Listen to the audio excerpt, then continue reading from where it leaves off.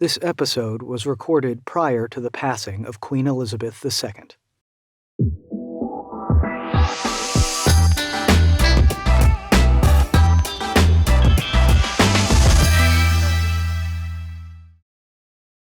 Welcome to another episode of Confidently Covered. I'm your host, Pete Walther, and I'm here today with Alastair Callender.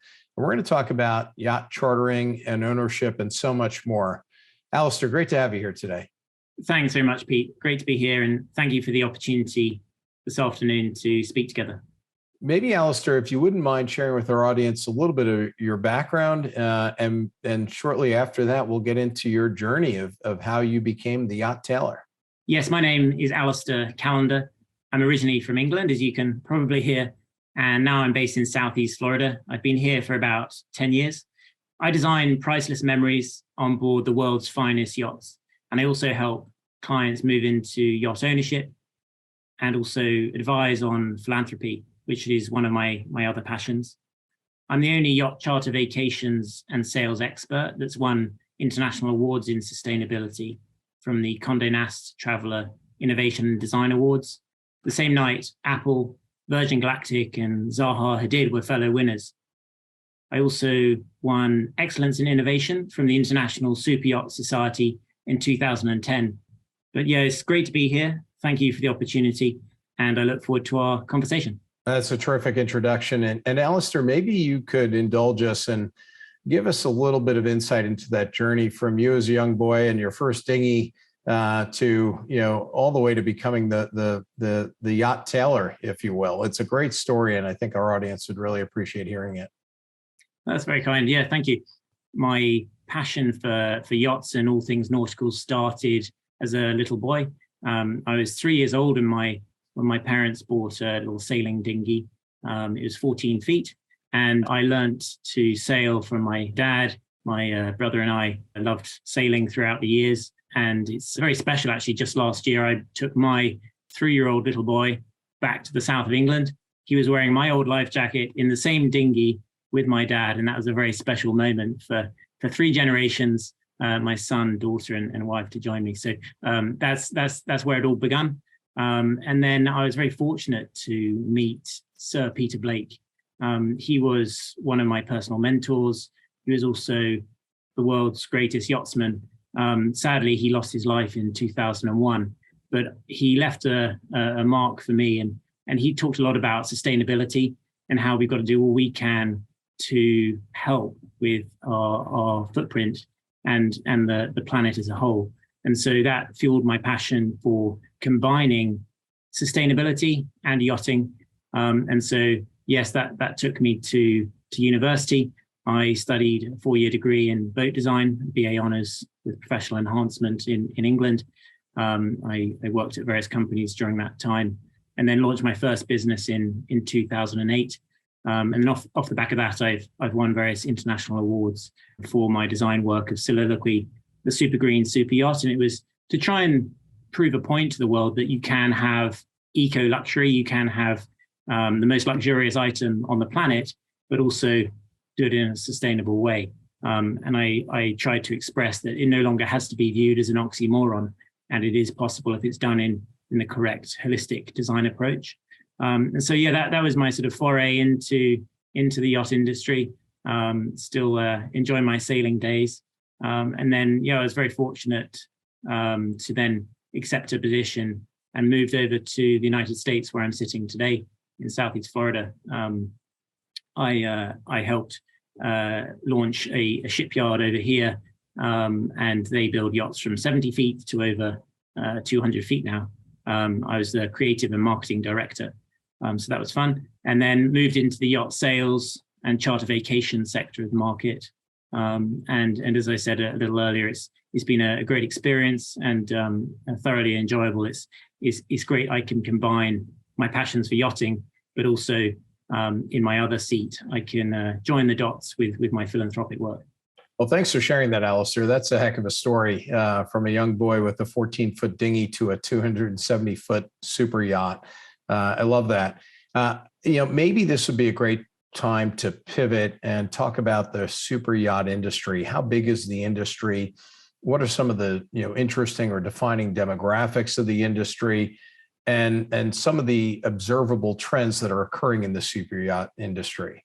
So the yacht industry has 5,400 super yachts or thereabouts.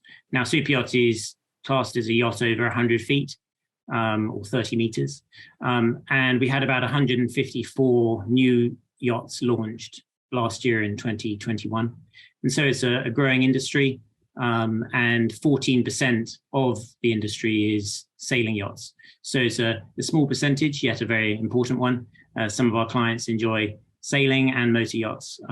So some are very passionate about their sailing, which is wonderful, and my background too. So we've got 70% of yacht owners originally chartered yachts, and so that's an interesting sort of pipeline into ownership. Most people experience yachting for the first time through a tailor-made charter vacation. And then in terms of the sales side of things, we saw unprecedented levels of sales last year in 2021, almost double of what we had in 2020. And I think that is a reflection of the confidence in the industry, and how the industry's trajectory is going. Where better to be than on a yacht, particularly for the seclusion, the privacy, the lifestyle, and level of service. It's simply unmatched. And I think people in recent times perhaps wanted their bucket list to be achieved rather than 10 years time. Carpe diem. Let's seize the day and do it now, whether that's on the vacation side of things or ownership. And yeah, in terms of the regions, it's a global industry, but the United States is a very important region in terms of yacht ownership and the demand for yachting. Yeah, that's interesting. And relative to the U.S., the density of yachts flagged to the U.S. versus other countries, and trends in more emerging markets like Asia. Any comments there that you could offer? Yes, certainly. So in terms of the ownership of yachts, the largest proportion of yacht owners come out of the United States. So it's an incredibly important region. And that's one of the reasons why I launched Moravia Yachting over here. We've been based in Monaco since the 1960s. We're a 150-year-old brand, but importantly, given the importance of the Americas region, it made sense to organically bring it over here. So it's been a great opportunity. And in terms of other areas, absolutely, other regions are coming online, Southeast Asia and others, although the style of boating and yachting is slightly different. The American market is very much more mature, and as a result, we've got larger yachts and many more yacht owners from this region. Right. No, that's really helpful. I want to talk a little bit about experiences for a second. As the Yacht Tailor, you are very focused on curating experiences for your clients, and that's really rings true with us as well from the risk management side. How we're forever focused on customizing risk management programs for the same clients that are the owners of these super yachts. And so I thought it'd be really interesting to hear from you what goes into curating those experiences for your clients. Yeah, thank you, Pete. It really is planning everything down to the nth degree. We do yachts and vacations all over the world. Obviously, the main areas that are known about the Mediterranean and the Caribbean. The Caribbean in the winter being the most popular choice. But of course, we've also got yachts off the beaten path in places like the Galapagos or Southeast Asia, even Antarctica. And we've got explorer yachts that literally go to the ends of the earth if you want to. And I'm seeing more and more demand in that respect. You can be autonomous for months at a time, maybe have 2 helicopters go heli skiing, or go to the depths of the ocean and learn about new species of fish, and marine life. So it could become a laboratory. Perhaps your yacht is a research vessel. So there's so many different ways we can explore the world, and we're better to do than on a yacht. And so absolutely, I personally meet the crew, I taste the food, I see the service, and therefore I can be the eyes and the ears for my clients. And then I can recommend the finest yacht for them and their families that's most suitable. If they want silver service, we can find yachts and crew that are absolutely trained to the highest levels.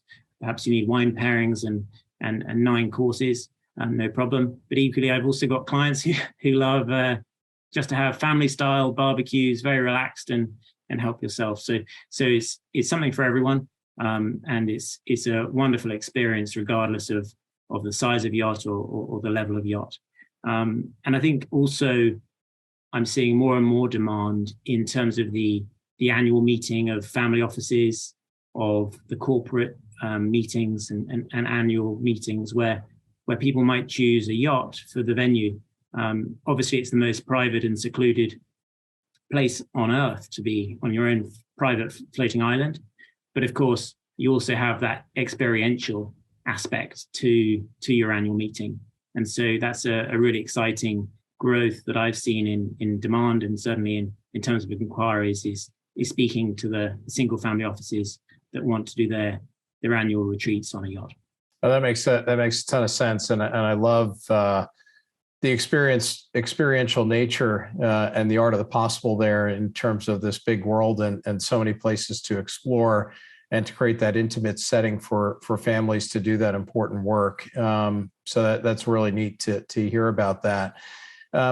Maybe we could pivot here and talk about contingency planning a little bit. In our everyday life, we're faced with climate crisis right now in many parts of the world, and we're always trying to help our clients manage and mitigate risk, and in some cases transfer risk. From your vantage point, as you're interacting with folks looking to charter or maybe move from chartering to owning, I'm sure that must come up about what are the eventualities of a disaster happening at the seas or impacting an excursion, and what types of contingency planning do you recommend for your clients to get them comfortable? Because things do happen, and they can happen before an excursion, they can happen during an excursion. How do you give people peace of mind that they it's how important it is to have a plan in place? Very important question, and absolutely. It comes down to working with a knowledgeable, world-leading yacht management company, and it's essential that you've got all these plans in place. Safe to say, problems and issues don't happen regularly, I'm pleased to say, but of course it's important ahead of time to have all these contingencies in place if or when something were to happen. And that's where it comes to the knowledge and experience of a yacht management company. So if you are owning a yacht, the very first thing to do is absolutely work with a trusted advisor, a broker that knows the industry, and also can advise not only on the purchase side of things, but the life cycle of the whole ownership. And that's very important, not just how much does it cost to run a yacht, but also which flag states should you be using for you and your yacht and your crew you want to employ. Everything from the crew recruitment to maintenance to safety and security, annual budgets, etc. A yacht management company is essential to the whole workings of a successful program. And indeed, it's much more pleasurable because it takes that burden off the captain and or owner. It's absolutely recommended. That makes a lot of sense. And I think, the world is very complex. It's getting increasingly complex, and the demand for advice, I think, in all aspects of one's life is increasing. So it's great that there are people that, a prospective owner can turn to get some consultative advice. With respect to infrastructure, I'm curious, you've had this, increasing demand for super yachts. You mentioned earlier how many new yachts are eventually coming online. Is the infrastructure, keeping pace to be able to absorb that additional number of vessels coming into the marketplace, whether it's marinas, et cetera? Yeah, it's an interesting topic, and certainly we've been seeing for many years the fact that yachts are getting larger, they're getting bigger, and by default, marinas that were built prior to the launch of these larger yachts weren't necessarily able to accommodate the largest yachts. So certainly, because of the size of yachts, marinas have had to either evolve and adapt or build larger marinas for these larger yachts. And so it's certainly a topic of conversation. In terms of crew, I've been in the industry about 15 years, and I remember when I gave a speech at the Future of Super Yachts conference in 2009, the topic of conversation of crew and finding quality crew back then is the same as it is today. Given the growth of the industry, the number of yachts, of course, you need quality crew to make sure that you're providing the very highest level of safety primarily, but also the level of service that our clients have become accustomed. And so if you're needing to crew these larger yachts that might have 50, 60, 90 full-time crew, you have to obviously try and keep a pace with the number of yachts that are being launched. And again, that's important to use a crew recruitment company who know the very best captains, the very best, and the very highest trained crew to be able to ensure that your yacht is the highest standards possible.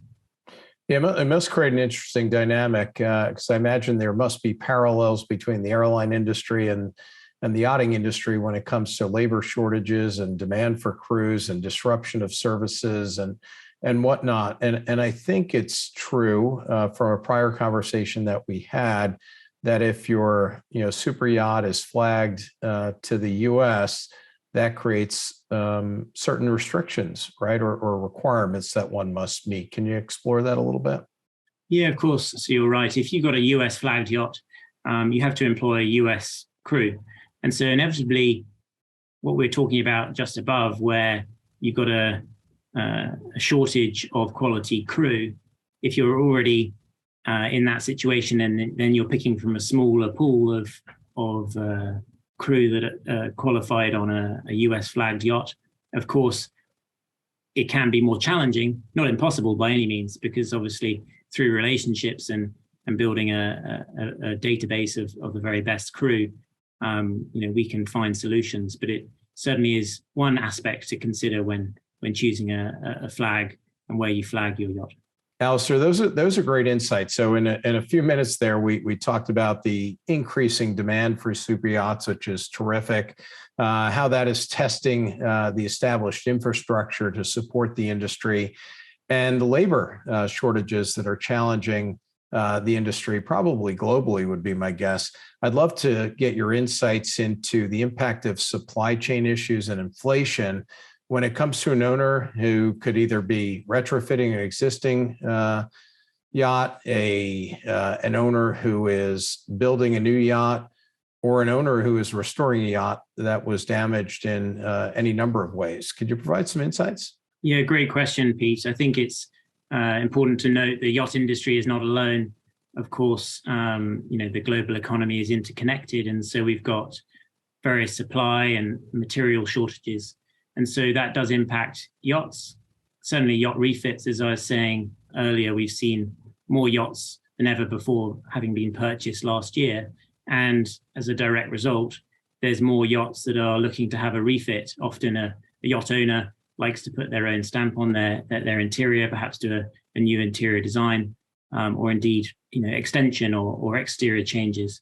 And so as a result, we're seeing high demand for refit work as well as new build projects that have been sold. And so as a result, prices are stiffening. Certainly the price of materials, we don't know what will be in 2, 3, even 4 years' time at the end of a build process. And so all these clauses are being added to contracts that we didn't previously see regularly. But I think the main message is always use a knowledgeable and experienced project management team, both on the refit project management or new build project management. And I think through those relationships that companies can have, I've got one example where our parent company, the Hill Robinson Group, who are leaders in refit of yachts in terms of the project management, they've managed to save an owner €500,000 just through the negotiation, through relationships that we've got. And it's that purchasing power when you're managing a fleet of yachts, you can manage to get ahead of the queue or the waiting list on certain items. But certainly there's no quick fix. If there's a shortage of iron ore, it's a global issue. It's not going to be isolated to yachting, but certainly to reduce time, to get the best value, and importantly, the highest quality, is very important to use a knowledgeable project management company to look after the best interests for the owner. Yeah, Alastair, that's really interesting in terms of how critical project management must be when you're talking about the scale of a super yacht. As a guy who personally just managed a kitchen renovation that was not nearly as complex, I found that pretty overwhelming. So I can't imagine how much demand there must be for specialized resources to help owners and prospective owners get comfortable. And so that leads me to the next question, which is, I've just been a guest on a charter, and I'm inspired. I love the experience. My family loved the experience. I can imagine using this as a retreat for a family office, annual event, but I'm concerned that I just don't know enough. How do I make that transition, or how does one make that transition from being a guest on a charter to becoming an owner? Yeah, fantastic question. And it's a conversation I'm regularly having. I build relationships with my clients, and over the years, perhaps as their wealth or their family grow, the yachts get larger. And then comes the time they think, hey, we love this so much. It's simply the best experience and time and quality time I spend with my family. And I always say time is everyone's most precious commodity. And so it's incredibly important. You can enjoy a yacht with multi-generations of the same family, from the great-grandparents down to the great-grandchildren sometimes, all on board a yacht, having the best time of their life. And I think then people realize maybe ownership is the way to go. We charter 3, 4, 5 times a year. Let's look at ownership. And so I think the main message is talk to a trusted advisor, a knowledgeable broker who can provide independent advice to explain perhaps what is the best yacht for you and your family and friends, your style of yachting, maybe the location you want to enjoy and visit, or maybe it's the number of guests that you'll be entertaining and hosting. All important points. And so by understanding, yacht charter, which can be anything from the price of a ski trip up to $2, $3, or even $4 million a week. And then once people fall in love with the lifestyle of a yacht charter, that conversation certainly happens when they're talking about yacht ownership. And I always recommend to someone perhaps who's never chartered before, but like the idea of owning a yacht, my advice is absolutely charter a few yachts first. You wouldn't probably be best advised to just jump into ownership of a yacht. I always say, try different styles of yachts, different sizes. What amenities do you need? What crew? What layout? There's so many different conversations to have. And through chartering different yachts, that really helps narrow down that selection process. So many of my clients like to charter different yachts prior to purchase. Not always, but that typically is the trajectory. People charter a yacht, move into yacht ownership, perhaps buy a larger yacht as their family and wealth grow.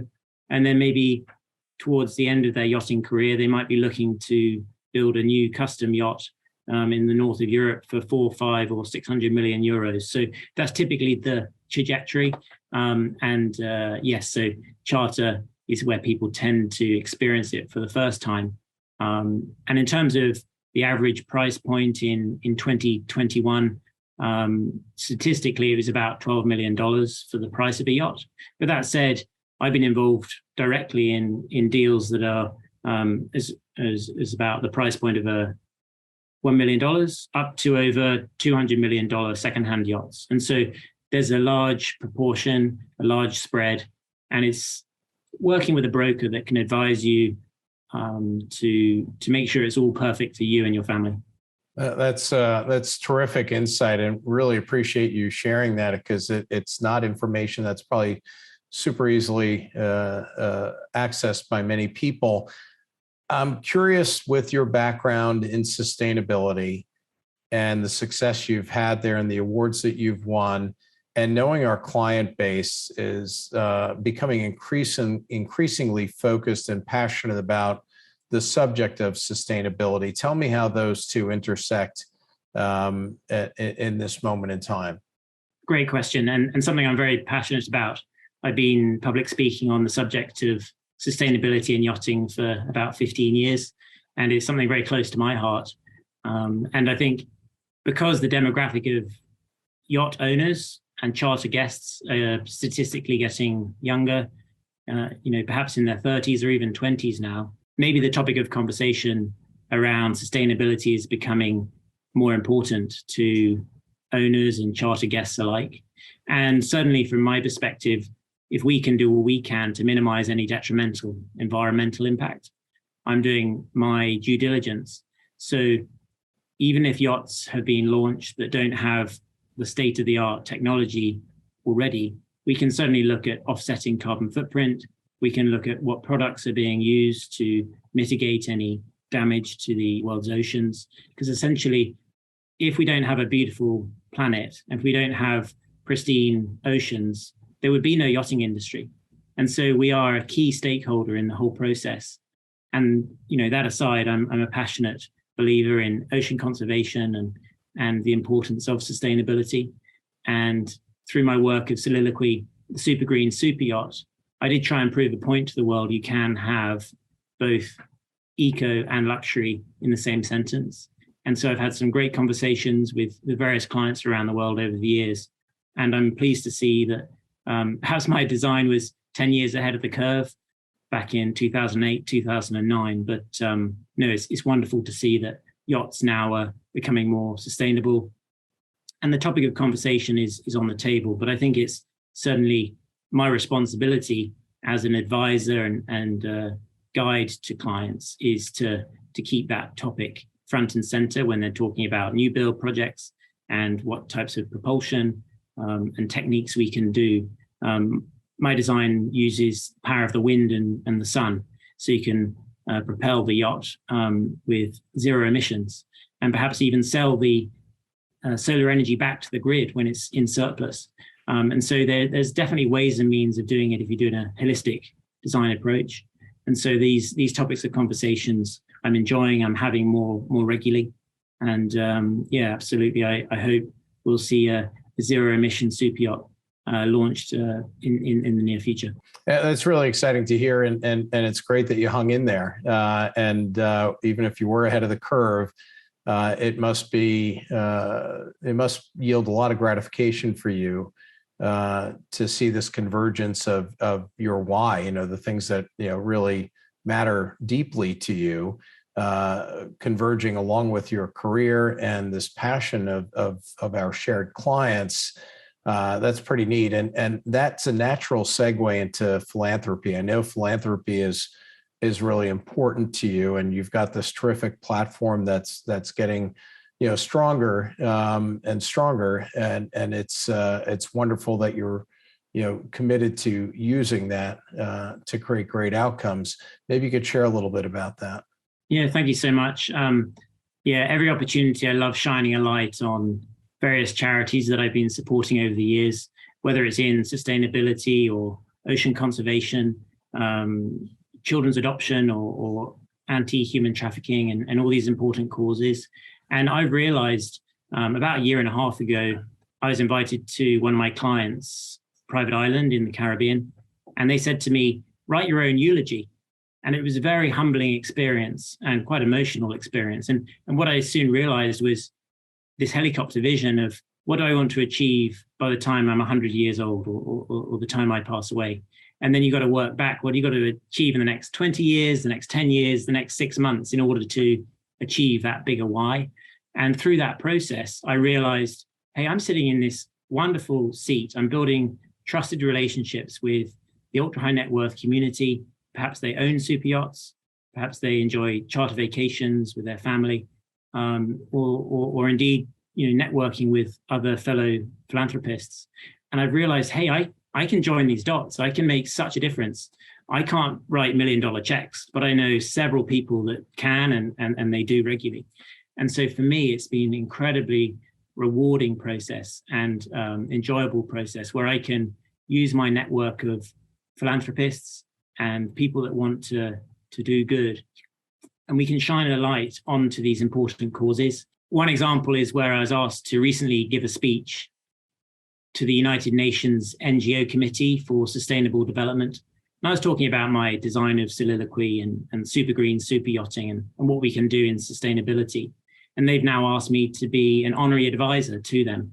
So now I'm able to help them curate special conferences. We're looking at one in Monaco about ocean conservation.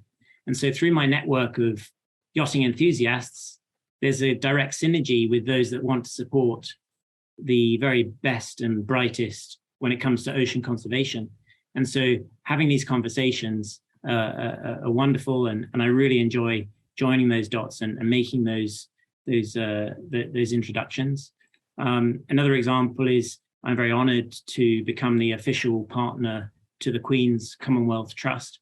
And so throughout the world, they're doing extraordinary work to support charities, whether it's helping to save 12,000 children from being sex trafficked in Africa so far, or helping clean drinking water. All these very, very important issues.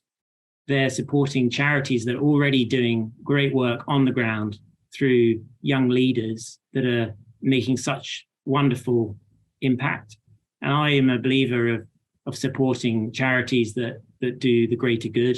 And I know lots of Gen 3, Gen 4 family members who want to also leave their mark on society and the world. And they're looking for philanthropic ways in which they can do that. And I find that incredibly rewarding. So now I'm able to join the dots. I can make introductions to the Queen's Commonwealth Trust for those that want to support wonderful causes around the world. So we're going to be doing some special curated events on board some of our yachts at palaces, embassies. I was invited to St. James's Palace and Buckingham Palace earlier this year. And it's these sort of events where I believe if you're giving an opportunity, if you put an idea on the table, you can really make, it's a multiplier effect that if you can help join these great minds, essentially those that enjoy yachting and can own a yacht or charter a yacht, typically they're the best brains on the planet in their specific industry. They might be, third, fourth generation of a family, but essentially they're all able to support causes close to their heart. And certainly I've got a few that I'm passionate about and I enjoy supporting. So yes, that's a couple of examples where I'm grateful for the opportunity to help in some small way. Alastair, thank you for sharing all that and congratulations on the well-earned recognition. Thank you so much, Pete. I've really enjoyed our conversation today. It's an honor to be asked, and I always love shining a light on my other passion of philanthropy. But yeah, yachting is the day job, which I've enjoyed thoroughly over the years, and I look forward to keeping in touch. Thank you again. Well, that's it, folks, for this episode of Confidently Covered. I'm Pete Walther. Thanks for joining us, and we look forward to seeing you next time. If you're eager to learn more, you can find a list of resources in today's show notes or head over to mmapcs.com.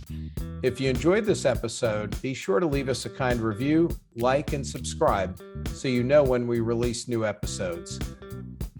Lastly, we invite you to come on over and join the larger conversation on our social media channels. You can find Marsh McLennan Agency Private Client Services on LinkedIn, Facebook, and on Twitter. This has been Confidently Covered. We'll see you next time.